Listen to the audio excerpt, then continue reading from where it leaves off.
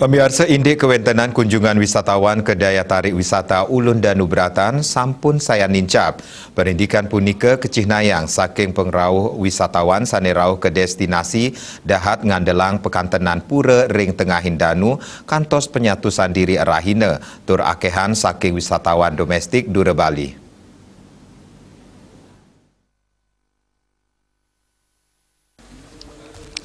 Ketua Perkumpulan Daya Tarik Wisata DTW Ulun Danu Beratan Iwayan Mustika Mausang, rauh mangkin wisatawan domestik sampun malih rauh ke genah DTW Ulun Danu Beratan. Kahanan inucap nyihnayang pengrauh wisatawan lokal Bali sampun kirang saking pengrauh sedurung nyani.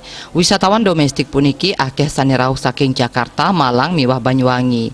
Ipun rauh ke wisata Ulun Danu Beratan ramil sane rauh nganggen pelinggihan pribadi. Nyelehin saking kuentenan inucap ya diastun wilangan wisatawan nenten mesai sekadi kahanan sadurung pandemi. Nyanging wisatawan domestik puniki sida kantos ring wilangan rata-rata penyatusan diri Rahina. Sane kejantenang nincap saking bulan Februari war sekali tali selikur sane lintang sane wantah nureksain pengrauh wisatawan pitung dasa 5 Rahina.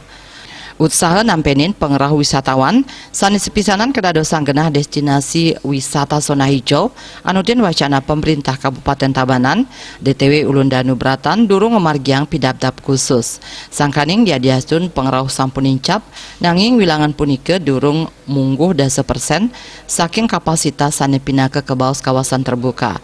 Asa punika taler DTW Ulun Danu Beratan sampun maduwe lisensi CHSI saking Kemenparekraf RI. Raris ringgalai mangkin, staf manajemen sampun ngawit ngelaksanayang vaksinasi COVID-19.